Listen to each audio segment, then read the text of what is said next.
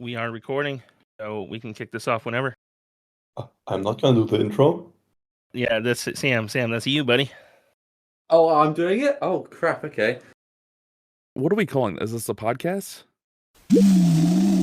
Red. Clash. Hello, everyone. Welcome back to Reddit Talks Clash. My name is Sam, and I am here with Congressman Cool Rick. And today we are joined by two very special guests. We've got Excosist and Ninj, both pro players in Clash of Clans. And we've got a great episode coming off. We're going to be discussing the meta, base building, attacking, updates, absolutely everything. We've obviously had Town 16 still relatively recently. So there's a ton of great stuff to talk about in that respect.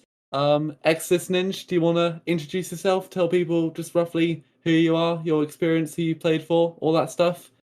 So hello everyone. Thanks for inviting me here. I think probably the majority of the people know, but I'm playing for Tribe Gaming now already in the 4th year. I can't even believe that number myself. That is impressive. We've been 3 times to the World Championship, and besides that, won a lot of other tournaments like the Euro MENA tournament, and I really enjoy the game still, and it's my passion that turned out into like a little job, but it's still like I really like to do it every day, and it's a great balance to the rest of my day where I'm studying at a university. I really enjoy this whole Clash universe. It's just something to get a little bit of balance, and I met lots of nice people at all the offline events, and it's cool to be part of it. Awesome. Ninj, do you want to give yourself a nice little introduction? Yeah, sure. So my name's Ninj. I'm still in high school, so doing all this Clash stuff is pretty normal for me because I have more time than others may. And I recently started off because I just turned 16, so that was like the benchmark to start playing.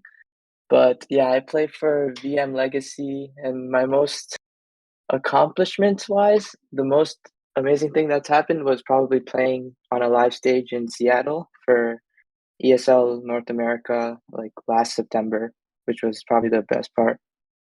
Yeah, brilliant. So obviously quite a lot of experience in this chat, definitely more than me and Rick. So yes, we'll just get straight into it. So I think we kind of sectioned it off. So we've got questions on base layout, meta, questions on the attack meta, and just general other questions. We're also going to be getting you guys in the audience to ask some questions. So that'll come later. So just take 40, 50 minutes, think of some good questions, and we'll ask you for them near the end.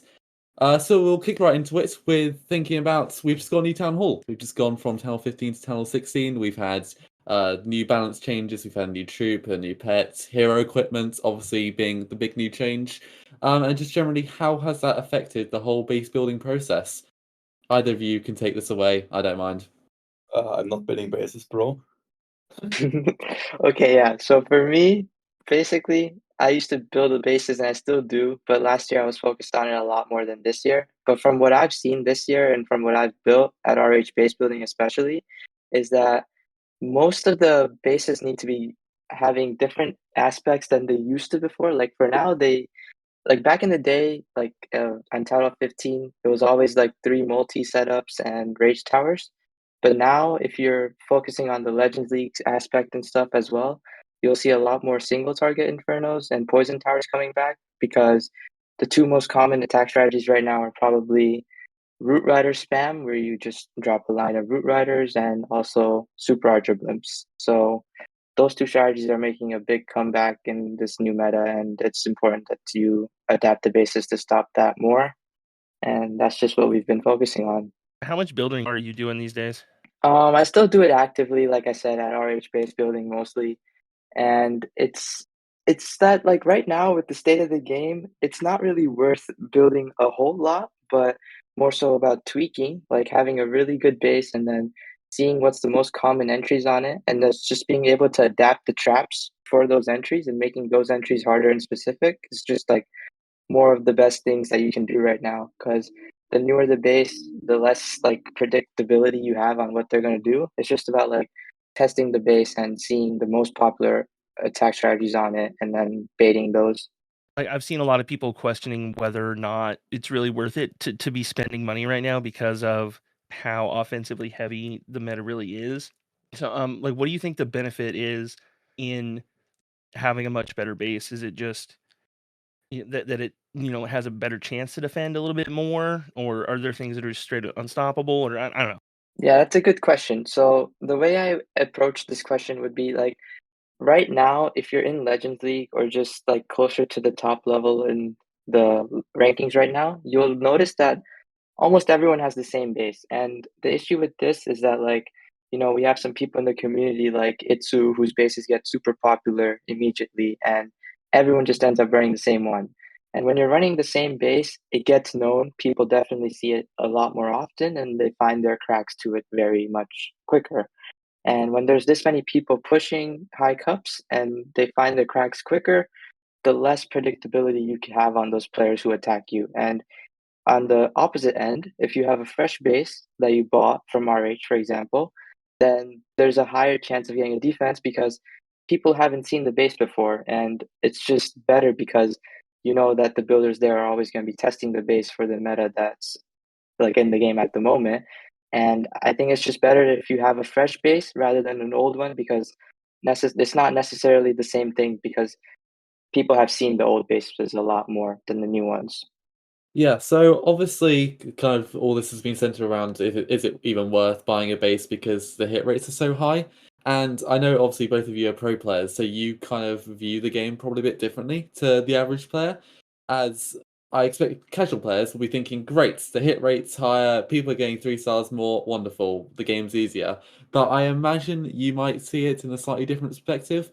I wondered if Excosist, do you think the balance is kind of right these days, or is it just is the game just generally too easy? I mean, if you ask me, I have a pretty clear opinion on that.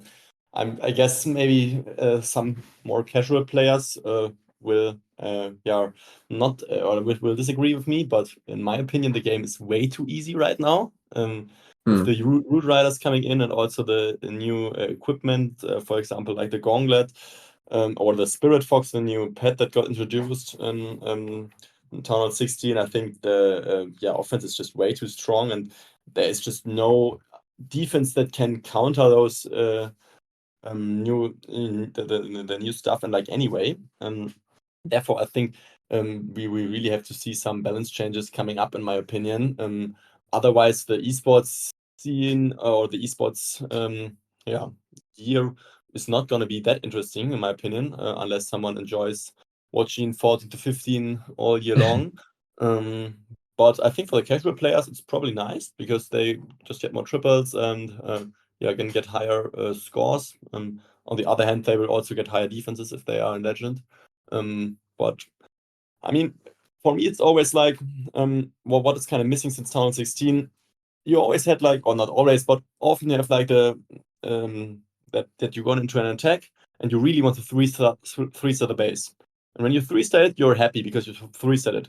But when three-starring is not even a challenge anymore at some point, then you're not happy in the end of the attack. And that's just a problem many people have. And it's just impossible to defend. Most wars just get decided by some people making very small or not small, or making some mistakes which were not on purpose. And such single mistakes can cost them the whole war because that's the only attack that's going to fail. So I know you mentioned that the balance is kind of off. Is there any specific changes you think, if you were placed in charge of Supercell right now, are there any specific changes that you would make to the balance of the game? I think the root riders surely have to be nerfed. That would be number one. They are way too strong, and you basically have not a single defense that can counter them in any way. Also, then destroying walls is just unnecessary. I think you could easily remove that. That they can just, like normal Hog Riders, jump over the walls. That would be a suggestion I would have. And of course, make them less tankier, because they are just troops that are not usable anymore. There are troops in the game which have like per housing space less hit points and less damage per second than a root rider, and the root rider is just in any stat better. For example, I think the giant is worse, Or I think also the Root Rider, correct me if I'm wrong, but it has more HP than a Golem. Is that correct? It might do, but then obviously the golem does have golemites, so I guess it kind of balances out a bit there. The Golem does not damage at all, does not damage at all, and the Root Rider has the aura damage. So nerfing the Root Riders would be number one thing. Second thing, the Gauntlet. I mean, we have seen the King doing like splash damage with the pet when the Yak was doing splash damage back then. I think that is just way too strong. Usually you counter the King with ground jellies and I mean Giant Bomb. Giant Bomb is now not really needed anymore since people are not using the barbs. But the King just one-shotting everything that is like around 3 tiles from its hit is just too strong, and you can't stop a good King. And this is also having good offense troops is not really the problem. The thing is that the defense also needs some mechanics to counter those troops or mechanics in the offense part, and I think this is not the case at the moment. How useful do you think the Gauntlet's still going to be once they fix the glitch? That the glitch that the King is invincible after the vulnerability. Yeah. Do you think that's really going to hurt the Gauntlet, or do you think it's still going to be probably the best equipment to have on the King? I think even when the glitch is fixed, the Gauntlet will still be the best pet, the best equipment by far. Yeah, I think it just makes the Gauntlet even stronger, but even without the glitch, it's not going to change. I mean, I personally have never used the glitch really since I'm playing Queen Charge Lalo in Legends. I'm not sure why it takes so long for them to fix it. Yeah, it has been a while. So the other thing you kind of hinted at was once we start adding more defense levels, that might counteract some of the Root Rider stuff. Do you think we need more defensive levels and a Root Rider nerf, or will just new defense levels kind of do enough? We really need both, or a significant root rider nerf. Without that, it's not gonna work out. And there are things people forget. You can tend to forget about. Before the update, we had a huge problem with super barbs. Have the super barbs? They got a new level, and nobody is using them. And why is nobody using them? Because there are just other troops that are way much stronger. But super barbs are still way too OP, and they are at least as strong as on Tunnel 15. And there's just so many good things that the base cannot possibly defend all of those, and that is just a problem. The meta is completely off right now, and for me the game is not enjoyable at all at the moment. So I was just thinking, in terms of you saying the Root Rider is almost impossible to defend against, I kind of want to go to Ninj here, because obviously when you're building a base, even if you think it's mostly impossible to defend against, you've still got to try something. So is there any sort of little tricks you try to do to defend against what is now the most common strategy, which is Root Riders? Okay, I'm not gonna lie. I've tried a lot of things, but there's always gonna be like one variation that's gonna triple. Cause like if you think about it, Root Riders is a part of the problem, but then there's also like the armies that offspring from Root Riders, which is Queen Charge Root Riders, Super Archer, Blimp Root Riders, just Root Rider spam by itself. And when you try and defend one of them, the other army type is gonna just triple because like it's impossible to stop everything, as we found out from like especially last Legends League season. Because the main thing with this is that when you try and do poison towers and multi infernos, for example, let's just say, then the Queen Charge Root Riders are going to have a lot more success because obviously you have multi infernos, and Queen Charge is very easy versus multi infernos. But when you change them to single infernos, then you have armies like the Root Rider Smash or like just Root Rider Spam, where you have skeleton spells, which is just busted against the single infernos. So there's like no real way to stop all different types of Root Rider armies. It's just about like finding the one that like you're getting attacked by the most if it's Legend League, or if you're preparing for a war, then you probably want to have a base that's stronger against your enemy's most common attack strategies. So it's just about analyzing right now who your enemy is or what you're getting attacked by the most. And yeah, as Excosist said, like the game is not very balanced right now, like at all. So they really need to change something very soon.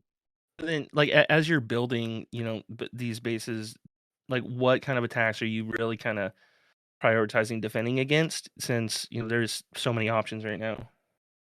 Yeah, I'm glad you asked that. So right now, like I was just thinking about that this morning as well, and The attacks that I find myself prioritizing the most right now is probably like the root rider spam because a lot of people are doing that. And why I say this is because even in like community wars or like tournament wars, you have a lot of wars that go to 15-15, right? And when wars go to 15-15, it comes down to time. And in order to get a fast time, many people are going to try and do the root rider spam because that's a lot like it's a faster paced attack. Is there so many wars so far that ended up 15-15? Well, there's been a handful, yeah. I mean, obviously, like you said, like when you make a mistake, it's not like it's still gonna 3-star. Like if it's the smallest mistake, sure. But if you make a like a grave mistake, like if you like your queen dies at the start of an attack, then that will still defend. I don't want to argue against that the game is too easy, but I think we should have seen more 15-15s in my opinion. Yeah, you're right. I haven't followed all the streams in the past weeks, but I think at Tribe we got like a 14-star yesterday. I had a stupid fail. Yeah, I mean, it's still possible to fail. Exactly. We always got 15, and I'm not sure why we are not seeing more 15-15 wars. I guess it's just when there's one tiny little mistake which can derail an attack, and I guess because pro attacks are so finely tuned, whereas I guess the more casual player would just spam root riders. I guess you guys will obviously plan your attacks a lot more intricately, and then because of that, one tiny little mistake can really almost throw a spanner in the whole I thing. agree with Goddess in the chat. I think also that since people are only thinking about time, they're getting in the rush and making easy mistakes, in my opinion. I have experienced the same myself. When we start the war, after the first hit, it's only about tripling fast, and then you're not like choosing a plan which is like completely safe. You're more about, okay, how can I make this attack as quick as possible and not as safe as possible? And I think that is a mistake a lot of people are probably doing. But I also want to grab up a question from the chat. I think it was a few minutes ago from Krishna. Someone will always be unhappy with the balance of the game. It's about finding the balance, the right balance to make the majority enjoy the game. I disagree with that, and I think there have been also enough suggestions on how to improve the situation right now.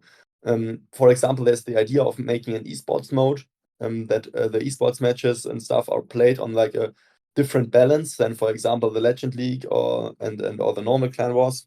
And I would really like such a situation. But to give a little bit of background in the chat, everyone, I mean, the reason why Superstar makes the game so easy is pretty clear. They have seen that after all the events where they always introduce one troop that is completely OP, like in the Halloween during the Halloween time or during the Christmas time, they've just seen that numbers are increasing. Players are just playing more time the game, spending more money. For Supercell, of course, it's in the end about making money with the game, and then they make the game easier when they earn then more money. On the other hand, with esports, it's kind of the opposite. Esports is more enjoyable when their game is harder, and that's why I would prefer to get the esports mode where I have just two different balances. I mean, of course, it's not ideal, but since in Clash of Clans, it's always like a player against a machine, and like the machine is the village or the base, and that can be copied by everyone. That is basically unique in Clash of Clans. In all the other esports games, you have player versus player, and then the defense part basically is also kind of like actively skill based. I don't want to talk down base building here, but a good base can be copied or brought by anyone. But like a defense, from example, from a Clash Royale pro player, not every casual can just copy the defense, and that's why we have this unbalance only in Clash of Clans, because we have this unique type of game mechanic that it's not player versus player. If they ever did go that route for a separate mode, what kind of differences would you want to see? Just overall, just change the balance and stats of most things, or I think you can do it pretty easily, and if you just say, okay, we remove the damage and the hit points of every troop by a certain percentage, or we increase the damage and the health hit points of the buildings in the base by a certain percentage, and then you don't have to look at every troop at the same time, and the balance, like the ratios in which the troops and stuff are used, still remains the same, but the defense is just stronger. and I think that would be also pretty easy to execute. How would you feel about tournaments having just restrictions not built into the game too, kind of similar to how lower town halls will often do, like, no witches or no siege machines. Do you think something like that could work for Town Hall 16? I mean, this can work, but the main problem that we are having, it's not the Root Riders. They are way too strong, but they can easily be nerfed. But this is not solving the issue. We had that in the past as well. Dragon Riders were way too strong, then they got nerfed. Super Barbs were way too strong, they did not get nerfed. The list can continue like that. But the problem is just that the heroes are way too strong. And the heroes are getting stronger and stronger by every update. And I think that is the mistake Supercell did a few years ago. If you think back to Town Hall 10, in Town Hall 10, you put the queen into an archer tower and she was dead after 20 seconds. Now you put the queen in like 3-point defenses, she's gonna get healed up by the healer puppet, the unicorn, and she's just also in the ratio she's just so much stronger. And with introducing the pets and the equipment and always the new hero levels, it's just completely off at the moment. A queen herself can get like 50% of the base. That was just not possible back then. And I think this is why the balance of other troops is not really that important. I mean, yes, Root Riders are way too strong, but if we only have Root Riders, it's not going to solve the issue. Then people are going to use Super Barbs or Zablalo and still are going to triple every base. The problem are the heroes. The heroes are way too strong. Yeah, I agree with that, to be honest. Yeah. How do you feel about the hero potion change then? Considering heroes are too strong, but they did always take, time, a lot of time and investment to get them up there. That's a good addition in my opinion, because like that, going back to like them trying to make the game better for casuals as well, just the hero potion change, I think it's very good because I feel like a very good percentage of casuals are probably going to want to rush their account so they're at the highest level as well. And just having the hero potion, like even for that hour, them being able to experience the max level heroes, because as you said, it takes a long time to upgrade them, right? So if they can just use the potion for an hour and get their heroes to the max level and just enjoy it like that, I think that's a good change. What change? Like the hero potion allowing the heroes to be max no matter the level, no more +5. I don't see the advantage where of the hero potion pushing them up to a max level. It just gets them to be able to experience what it feels like to be a max player because it takes so long to upgrade heroes for the people who are just starting out. Do you think the hero upgrade time is too long? Yes, but I think it's still not Yes. fair if the level 10 heroes are gonna get boosted up to level 95. This is just, I think, not rationally explainable. Well, I think the biggest argument against it would be war weights, because in theory you can just have, Oh, yeah, very, that's very true. low level town hall and then boost all your heroes up to. Yeah, I think this would just promote rushing, and I think rushing is not a good thing. I think people should learn from like town hall to town hall how the game works, what mechanics are added, and what troops are added, and I think how the game does it here basically naturally is a great way to get people into the game, because if people start playing at Town Hall 16, they're not going to have a game understanding like people that have played every Town Hall from the bottom up. And I think that rushing is not a good idea for the game in total. I do agree though that the time should be shortened so that if people start, they have a realistic chance to be maxed in like 1 or 2 years. Because if we have a new tunnel every 1.5 years, or every 1 year at the moment, it's just getting more and more, and people are maybe less people are starting because they can never reach their max level. But I think Supercell did that in the past already quite good, to be honest. Yeah, that's fair enough. I see the point you're coming from. That does make sense because like now if they want to just like if new players just want to experience max level heroes, they're just gonna skip through like the fundamentals of learning the new hero that they unlock per town hall, and then they'll be missing a lot once they're at the max level. So I've been wondering, and obviously we talk about how Supercell will probably nerf the Root Riders at some point. I mean, clearly they are too broken, and even if they are trying to make Town 16 a bit easier for the casual, it's probably still going to get a change. So are there any strategies you think other players should be learning now to kind of prepare for a Root Rider nerf? Is there anything that you think kind of hasn't been properly properly explored within Town 16 yet? I think to answer this question, we are not having to look into the future. We should look at the past. There were always troops that were way too strong at a certain period of time. But there is, in my opinion, two mechanics or armies that have been always very strong.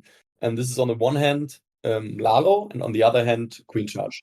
And I think there is a significant chance that those two armies will always work.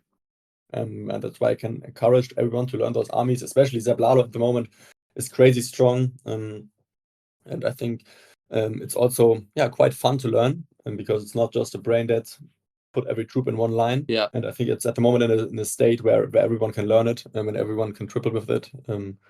And maybe build up a good basis for when the game gets harder again, if it does. Would you say learning like a queen charge is probably one of the more important things players should be doing? Yes. Like, especially because we're gonna have a new queen equipment here sometime soon with the frozen one. Do you think that's gonna be like a massive game changer? Definitely. Yeah, definitely. Like from what we've seen it in the sneak peeks and stuff, and it definitely looks like it's gonna slow down buildings a lot, and then it's just gonna help you start off with queen charges. So like if you're not doing queen charges right now, I think it's gonna be very beginner friendly and help you get better at it, because you're gonna have to obviously it'll be better because with how they might do it is that you're gonna need less rage spells because your queen won't be undertaking direct damage if she's shooting that building, and I think that's just gonna be really nice. Like, also thinking about it from the other side too, are you just dreading having to defend against it? Uh, Most likely yes, because even like single infernos, we're gonna have to see like once it comes out, like if a queen is versus a single target inferno, does she even need a free spell at that point? Like, can she just use her arrow, frozen arrow, and get through it without any spells? Because that's just going to be really bad. Because then single infernos are pointless as well. Because right now, the most times you see them is to stop queen charge angles. You're using singles to stop Queen Charge? I think it's only against Root Riders. I mean, yeah, right now, like in Legends especially, I think that most of the people are having like those ring bases with single infernos, and I think they're just trying to cut down queen charge entries as well with that. If anything, I think multis might be better versus root riders. As a Queen Charge attacker, I can tell that singles are no problem at all. I think rather so? attack a base with 3 singles than with 3 multis. The thing is, yes, the Queen Charge is weaker, but my backend Lalo is so much stronger when there's singles. My loons just don't die. I have it's so often that my queen dies after like getting 10%, and I just still triple because I have so many spells, and my loons with rages and free spells are just Yeah, that's crushed. true. That's true. With Lalo, it's like a lot of like penalties. Yeah, you should not have single infernos if you're trying to defend Lalo. But yeah, against queen charge root riders especially, which is like probably the most common strategy right now in Legends. And I Yeah, think singles are just like the best versus that. It's like so toxic, but even then, it's still like not possible to defend all angles with it. That just shows how powerful Queen Charge and Root Riders both are right now. yeah, I agree. So, how much of a pain has it been to upgrade your equipment and still be available for competitive wars? So far, it was not really a problem since we had not that many wars, but when we are going to get into busier times again, I think this is going to be a huge issue. And so the fact that you are not going to get max until the end of the year, I don't really like it at all. This is also a problem for players that are getting new into the game.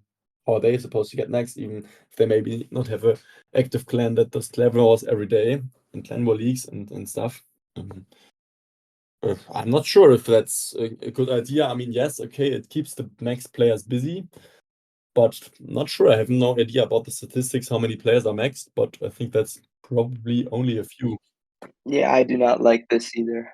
Do you think there are better ways they could be kind of distributing the ores rather than just through clan wars and through the star bonus? I think clan games. Clan games? Yeah, because if you think about it, not everyone is like doing clan games to like 4,000 points. Because I know myself, I'll admit it. Yeah, I just do the one challenge and I take all the credits for it. And but I Oh, feel that's my like strategy for years already. Yeah, so I feel like it might be better if they have like some incentive to do more clan games, and then as a reward you get some ores, because like you'll have less players like me who just do one challenge and be satisfied with it. I think honestly the idea to give it through a star bonus, clan wars, and clan war leagues is, in my opinion, quite good. Because it gets like clan wars and clan war leagues another sense, or especially clan wars. But I think Yep. it just should be way more, so that you can get max quicker and use the different equipments. Because at the moment, a lot of people cannot really choose from their equipments because the majority of them is very underleveled. Mm-hmm. And I mean, Supercell is always trying to achieve that all of the equipment is basically playable and everything is usable, and that you can always adjust the equipment to the attack. I think for that they should surely just give out way more ores. Yeah. What equipment have you each focused on so far? So personally, I've maxed out my King Gauntlet, because I think we can all here agree collectively that the King Gauntlet is the most broken equipment right now in the entire game. Absolutely. Yeah. And then I've also prioritized on my healing tome, because I feel like that's probably the best equipment for the Warden, at least for me, alongside the Eternal Tome, obviously. So if I was to go in order of importance, I'd probably do King Gauntlet first, and then the Eternal Tome, and then the healing tome for the Warden. And I just feel like right now the most effective equipment pieces are on the Warden, because obviously we haven't gotten much for the RC right now, and the King as well. I've seen some players use Vamp Stash, which has been like coming up like out of nowhere, because I swear I didn't think it was that good, but recently I've seen a lot of air spam players having Vamp Stash on their King. So when he's walking around the outskirts of the base, he's like just not even taking any damage, because the Vamp Stash is healing him for every shot he does. So that's actually a really good equipment if you're an air attacker.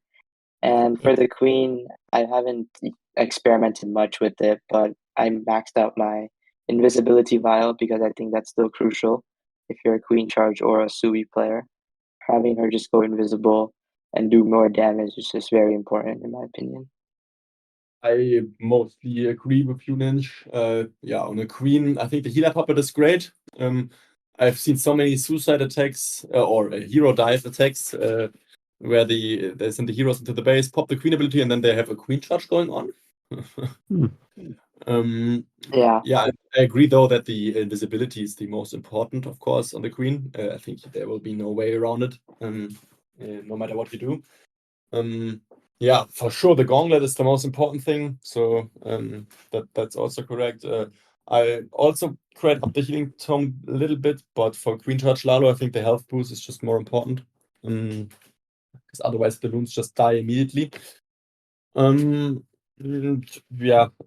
also maxed out the 2 RC abilities and the King Rage as well.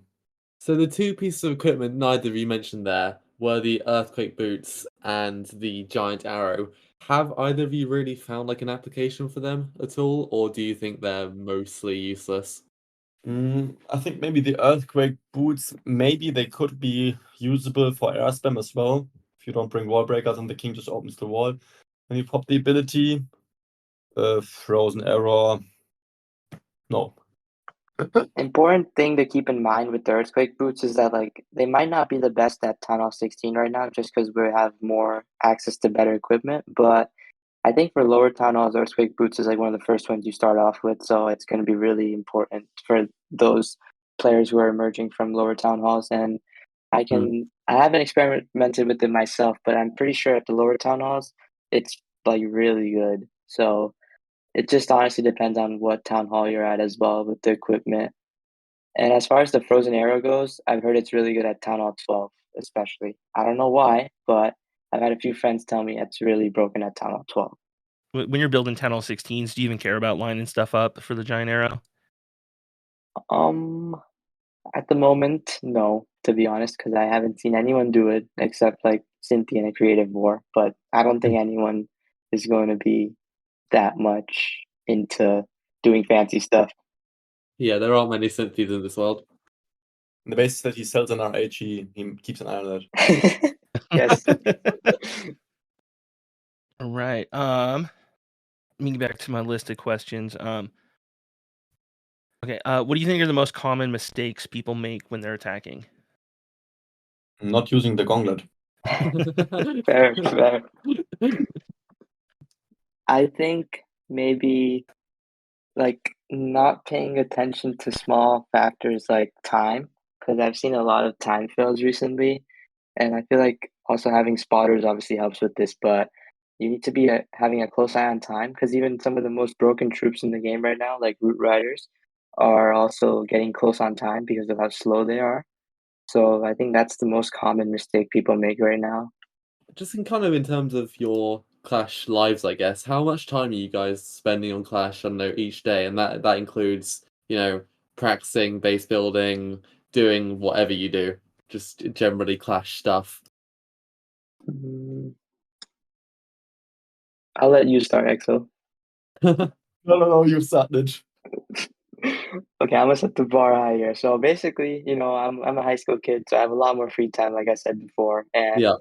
I just wake up, I go to school, get everything done, and maybe I have some homework assignments at night. But other than that, all I do is play Clash and then hang out with some friends after school if time allows for it. Because sometimes there's a lot of work from school, especially because I'm in my junior year.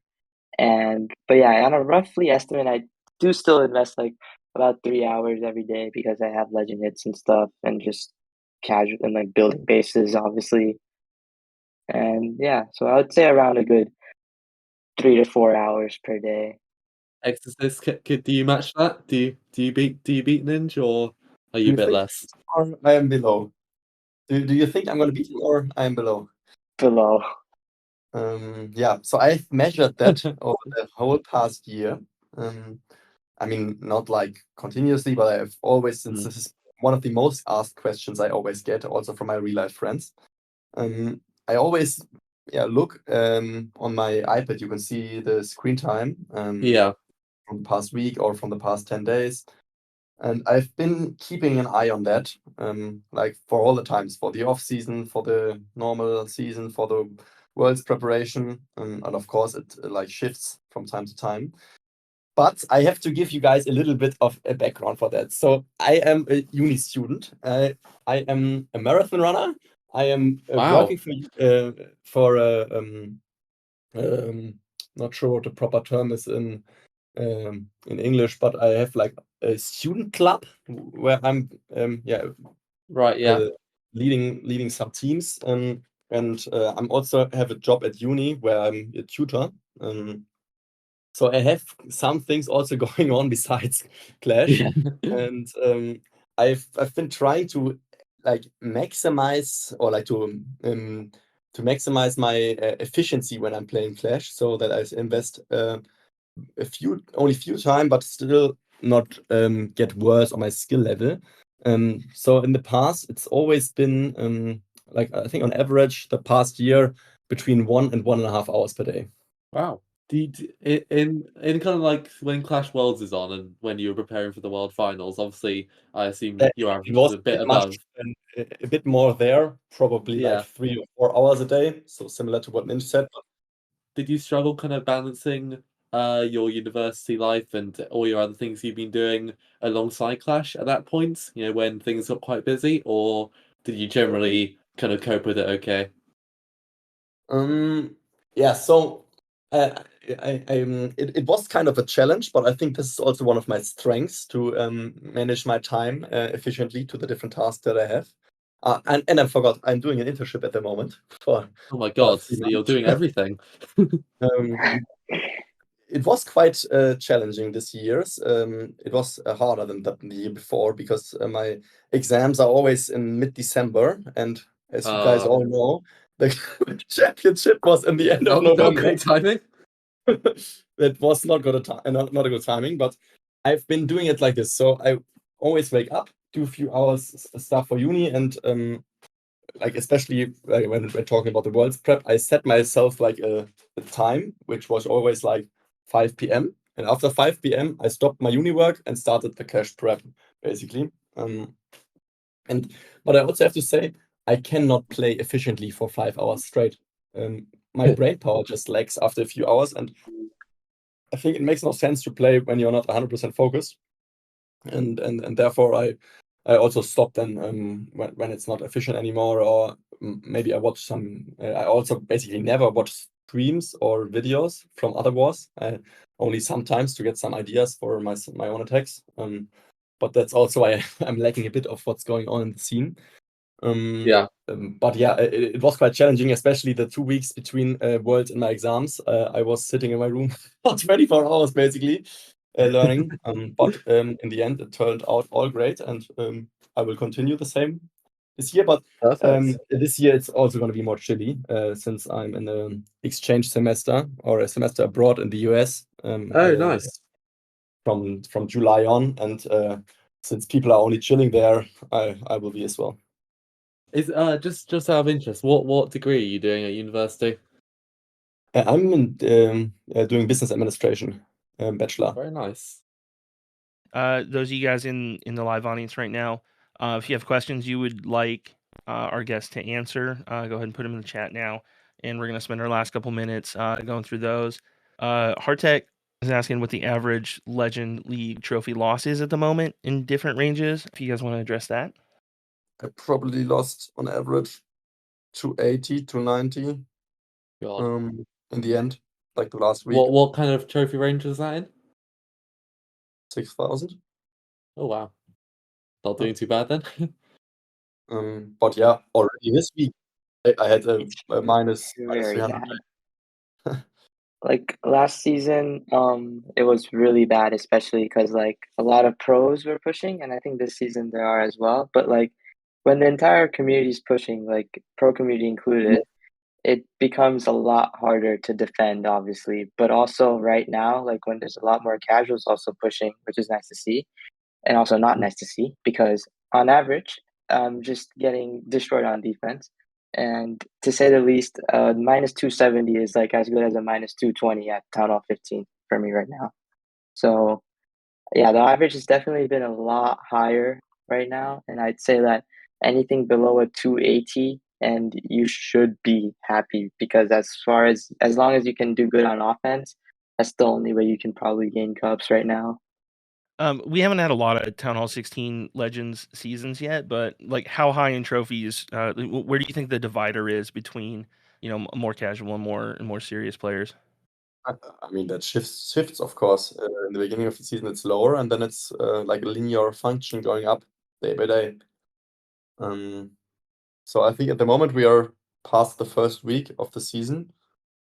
Not sure, probably the pros are at the moment at like 5.5, 5.6 cups. In the end of the season they are though at 6.6 cups, for example. So Yeah, like for quick reference, if you look right now, you won't be able to see stars with any accounts at the top right now because of how shaky it can be at the start of the season. So like always we see stars in like top 10 with all of his accounts in the past Yeah. like however we know how many months, but right now he's not up at all. So honestly depends on the time of the season as well. And even last season, if you look closely, there's a few casuals that are sneaking into like top 50, top 100. So it shows that you can still also get high as long as you're putting in the hours, working hard on offense and getting a little bit lucky on defense as well. Yeah. Or if there's an event going on. Yep, yes. Very important to mention that as well. Goddess asked whether you guys could talk about the viability of the quote fire in the can warden equipment that was kind of leaked but also shown in the promotional video that came out for the new skins and whatnot recently. Have you guys both seen that to double check? No. Yes. No. I have. There is a video in the chat, Excosist, if you want to take a quick look that Goddess kindly put in. But then she can take it away. I am very confused when I first saw that, but also it makes sense because the Warden doesn't have an epic equipment yet, and it looks like that's an epic equipment because right now, Yeah. if you look at that, it looks like you can just press a button on the Warden ability and then it's just gonna unleash a fireball. Like it looks very weird because I'm wondering how can you like even control where that cannon or fireball is gonna go because if you press on it and the warden's looking in a completely different direction than most of your troops, then like, does it hit it on the right side or like straight ahead with the main pack? Like that's what I'm confused about. But honestly, I don't know if it's gonna be stronger than the healing tome or the rage tome right now because they're very strong. Like even though they're not epic, and maybe this is also not even epic, but that would be my assumption because they said they're releasing epic equipment soon. Yeah. In one of the talks Darian had with a streamer. Next up, Drac is asking, what changes would you want to make to the base editor so a casual player might be more likely to actually start building stuff? Is there anything you think they could do to improve the way we build bases to maybe get more people actually doing it? Hmm. I think maybe they can involve like a set of preset builds that you might be able to implement into the base. So like I know for example for people who I've worked with helping build bases and stuff in like RH coaching sessions and stuff, like what might help is just having a starting foundation to work with. And if there's just like a few options that Supercell implements to help provide for someone in the base editor to have to just throw on in and then build off of that, I think that could be a good addition to get more people to build bases because then they obviously have a starting foundation and they can build upon it. Oh, I'm not going to build bases anymore. So IQV asked how you guys are managing the kind of friendly war tournament situation, as obviously you want to be playing in wars because you need the ores, but then you can't do wars and friendly wars at the same time. So how are you guys kind of managing that to make sure you're still getting enough ores to upgrade your equipment? Yeah, so at the moment we don't have that many wars, but when it gets more, we will just try to schedule a lot of wars at one day, and then we can spin random wars for the rest of the week. That's similar to us. We're just trying to schedule a bunch of wars on the weekend so that during the weekdays we can just spin regular wars. But yeah, there's going to be a point where this is just going to get repetitive and then get used to it. But still, it's like, I feel like they could fix it, and I really hope to do. Yeah, I mean, notably, you can obviously do friendly wars during Clan War League, so I imagine the functionality is Exactly. somewhat there Yeah. to implement it. So hopefully that will be a change we see in a future update. Yep. Hopefully. So if anyone has a last minute question they want to shove in now, or if Exis or Ninj, do you have anything to kind of add to Yeah. top it all off? I have a question. Who's going to win the Super Bowl? And why is it the Oh, Chiefs? Yeah, you guys want to talk about actual football, right? None of this American stuff. Come on. I would American- gladly talk about American stuff. Actual football, I mean, you're probably a Manchester United fan, right? No. Newcastle. Newcastle. Oh, terrible, terrible, I'm terrible. out of this, boys. Well, who do you support then? Yeah, I'm a fan of Hoffenheim, it's a small German club. Really? Ah, very Ah. good. I just assumed you were going to say Bayern Munich, and I was going to be very disappointed. But no, that's actually fair enough. I mean, internationally, I'm always supporting the German teams. Yeah, for sure. But that can't be an enjoyable experience recently. I mean, yeah, it's a bit boring in Germany that always Bayern Munich is going to win. But yeah, this season we have quite a good league with Leverkusen being so strong. Yeah. Yeah, no, it's actually interesting to watch. I mean, obviously, everyone over here is making fun of the fact that Harry Kane has gone to Germany, gone to Bayern, and actually might not win a trophy still, which is quite funny over here. It'd be funny. Can't take the Spurs out of a man. I mean, it's not about Kane. He's performing great. Yeah, no, he has been very good. But yeah, okay. I think that mostly takes us to the end. So, Ninj, Excosist, thank you guys so much for coming to talk to us for this hour. Question in the chat. What do you think the really? game can do to help newer people improve or even get good enough to approach the pro level? Ninj, you're gonna answer that question. So, the game right now, they're doing exactly That's the this. one. What you want to Yeah. do? You want to grab some root riders? You want to grab on and get a team built together? And you want to drop the root riders down in an attack. And then this is going to help your team do good. And then they'll win wars. And then as a result of winning wars, they'll be doing good and they'll win tournaments. And if they win tournaments, then you're going to be more popular. You're going to be better at the game. And you're going to be world level. So right now, it's the best time to do it. And we'll deal with what happens if they hopefully nerf root riders later. So you heard it here first, guys. If you want to go to Helsinki next year or this year, you just got to place Root Riders in one spot and you're through. That's Yes, it. All you gotta sir. do. Yes, sir. It's a Perfect. great idea right now. I'm glad the skill level is so high this year. I think the game can't really do much to promote newer players. I think it's more about the players have to do something to get into esports. And I think if you have a nice team or you're grinding and getting better and better every day, I think everyone can make it. And yeah, you should just never stop trying. Yeah, exactly. And like the most important thing with this is that you need to just keep playing tournaments, even though if you're losing, you're gonna get some experience. And trust me, I've been there, and like losing's not a good feeling, but it just helps that when you have a good group of friends that you're playing with, that's also important because then that makes you more passionate about the game. And once you're Yeah. more passionate about the game, you automatically start learning more about it, and then you start doing well as well. So it's all about finding like four other people who are on your similar skill level even, and then you can still get higher in like the tournaments and stuff by just playing and getting better together instead of, because you gotta remember it's a team game and not a one person game. So you need to make sure you're surrounded by good people in order to do good as well. You're right. You have to enjoy the game and do the strategies that you enjoy, that are fun. Because in the end, if you don't have fun, you're not going to be good.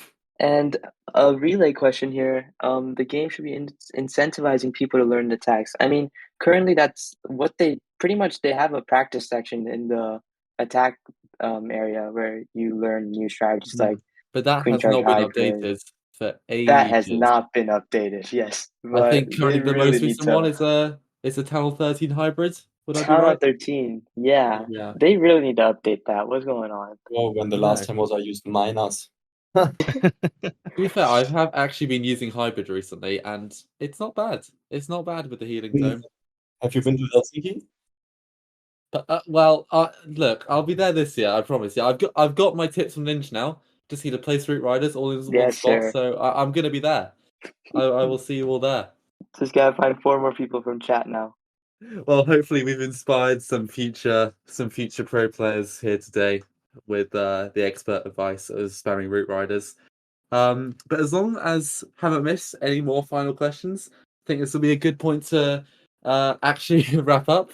So once again, Ninj, Excosist, thank you guys so much for joining us today. It's been really fun just talking about everything to do with the attacking and base building meta, and obviously you guys offer a great insight which not many people can. Not many people have been on big stages playing Clash of Clans, so obviously it's been really great to get that different perspective. I want to say thanks to Hardcheck too for arranging this. Shout out to RH Base Building too. You can support them. It's the creator code RHBB, and anyone who wants to check out RH Base Building, it's rhbasebuilding.com. Pretty easy to see. You buy bases, get coaching. They do Patreons, whole lot to offer. So go ahead and check them out. Thanks for arranging all this, and thank you too for giving us an hour of your time and answering all our questions. We really appreciate it. Yeah, also, I really enjoyed it. It was great fun. And yeah, thanks for having us. No, it's been a pleasure. Thank you for joining. And yeah, Rick, thank you for also joining in. And yeah, we will see everyone probably in 2 weeks for another episode. Thank you all for listening.